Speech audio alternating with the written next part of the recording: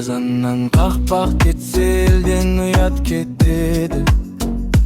Осы сөздің қадіріне біздің ел қашан жетеді? Ішіп жесе де тоймайды, тек қана ақшаны ойлайды. Халықпенен жұмысы жоқ, шетелде жат тоймайды. Айыппұлды аямай тағады, қазақтың қалтасын қағады. Жемқорлар мен жағымпаздар әрине билікке жағады. Екі сөздің басын қоса алмайтындар депутат болады. Қарапайым халық гүлдей солады.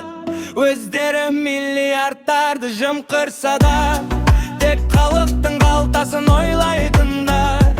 Тек қана біздің елде болады. Ана тіліміз ақсап тұр, шүлір байлары қақсап тұр. Қазақша сөйле деп талап қылсаң, ұлт араздық тудырдың деп шапшақ тұр. Өз елінде өзгеге жалтақтайтын тек қана қазақтар. Ел ойылдың қатарына кір деп көтеректен мақтап тұр. Шекарамызды ашып тастадық, Қытай мен орысқа бауыр баспадық. Сонда да бұлар өз дегенін істеп отыр. Шындық айтып қақсадық, тыңдайтын бізді құлақ жоқ. Кім келсе де қабылдай беретін Қазақстанда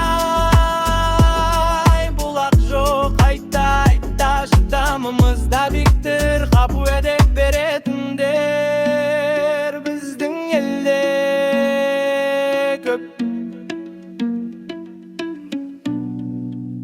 Кызан келі береді